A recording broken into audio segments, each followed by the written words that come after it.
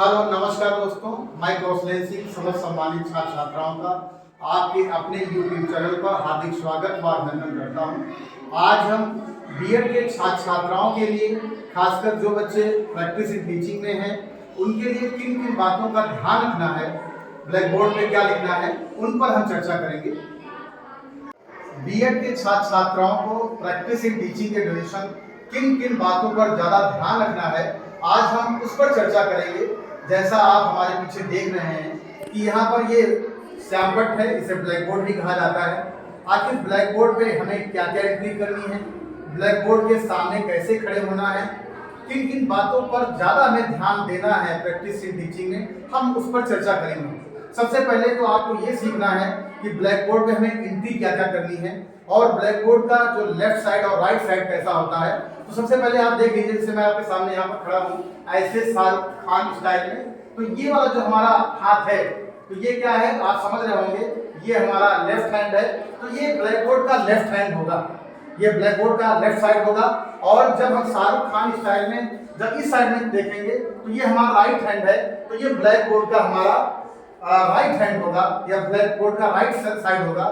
तो ये बिल्कुल क्लियर है। अगर कभी भी कहा जाए कि आपको राइट हैंड पे लिखना है या लेफ्ट हैंड पे लिखना है, तो आपको बिल्कुल क्लियर होना चाहिए कि हमारा लेफ्ट कौन सा है, राइट कौन सा है। तो यहाँ पर जो इंक्रीज होगी, जो डेट पड़ेगी, जो दिनांक होगा हमारा, वो हमारे लेफ्ट हैंड पे पड़ेगा। ये लेफ्ट हैंड है हमारा, तो लेफ्ट हैंड ये कहा जाएगा, लेफ्ट साइड ये कहा जाएगा ब्लैक बोर्ड का। तो आप यहाँ पर देख रहे हैं दिनांक पड़ा हुआ है।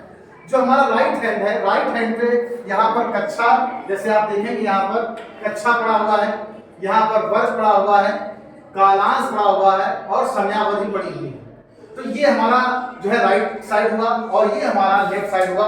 ये बहुत महत्वपूर्ण बात है जो आपको याद रखना है। जो मिड में हम इंक्रीज करेंगे, तो सबसे पहले आप ऊपर देख रहे हैं यहाँ पर पाठ योजना पड़ा हुआ है, यहाँ पर विषय विज्ञान, यहाँ पर उप विषय जो है जीव विज्ञान और प्रकरण। जैसा आप देख रहे हैं यहाँ पर प्रकरण को आप या तो इन्वर्टेड कॉमा में बना देंगे या यहाँ पर लाइन खींच देंगे।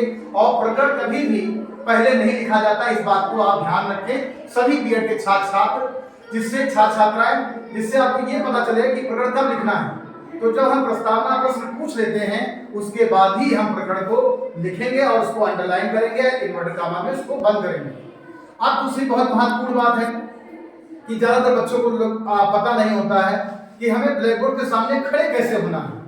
ये बहुत महत्वपूर्ण विषय है। कभी कभी गर्ल्स के लिए भी और बॉयज के लिए, दोनों के लिए दिक्कत होती है, क्योंकि जब हम ब्लैक बोर्ड का ऐसे ढक कर खड़े होते हैं, जब हम लिखते हैं यहाँ पर, तब आप देखते हैं कि बच्चे इनडिसिप्लिन हो जाते हैं, अनुशासनहीनता करने लगते हैं। तो वास्तव में आखिर कैसे खड़े होना है, ये चीज आपको आज सीखनी है। तो यहाँ पर देख रहे हैं ब्लैक बोर्ड के सामने हमारा जो जेस्चर है, जो हमारी मुद्रा है, वो 90 डिग्री में।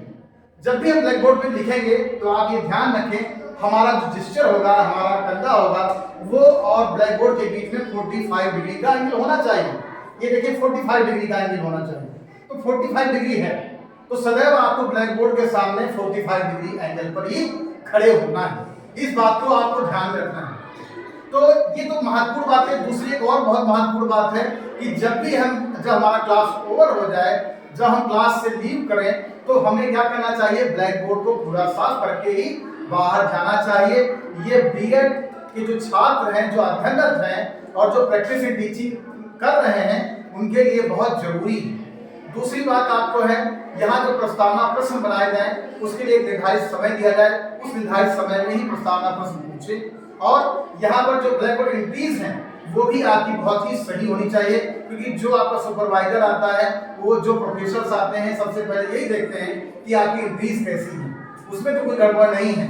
अगर वही गड़बड़ पाया जाता है, तो इसका मतलब आप फिर कहीं ना कहीं आपके अंदर आत्मविश्वास की कमी है। दूसरा, आपको जो हम टीचिंग के ड्यूरेशन जो 45 मिनट की क्लास होती है, तो उसमें हमें ये भी ध्यान रखना है कि जो ड्यूरेशन हमें दिया गया है, 45 मिनट का हो या 35 मिनट का हो, वो उसी ड्यूरेशन में ही हम पढ़ाएं।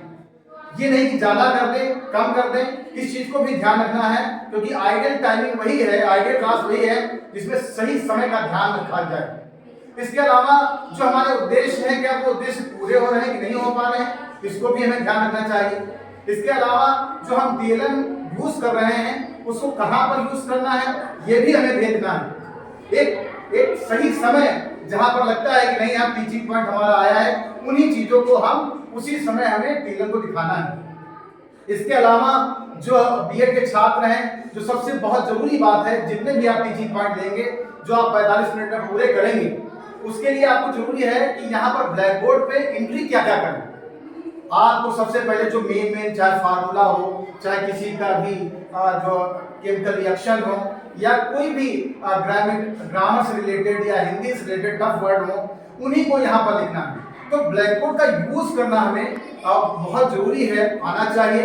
इसके अलावा और भी बहुत सी चीजें हैं। पॉइंटर का जैसे आप यहाँ पर देख रहे हैं कि बहुत से बच्चे हाथ से ही, तो पॉइंटर का भी हमें यूज करना चाहिए।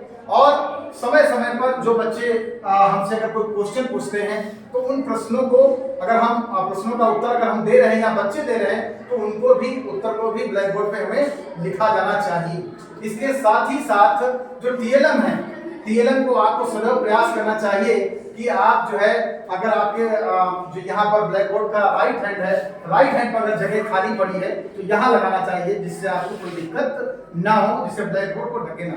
और ज्यादातर हम बीच में ब्लैक बोर्ड पे ना खड़े हो, जैसे यहाँ खड़े हो गए, यहाँ ढके नहीं बार बार। तो इस चीज को खासकर बीएड के छात्र छात्राओं को बहुत ज्यादा ध्यान देना चाहिए। इसके अलावा भी नए वीडियो में भी हम आपको और चीजें बताएंगे। अगर आपको मेरा चैनल पसंद आया हो तो मेरे चैनल को लाइक सब्सक्राइब करें, जिससे आपको मेरे नए वीडियो का नोटिफिकेशन सबसे पहले मिल सके। धन्यवाद, नमस्कार।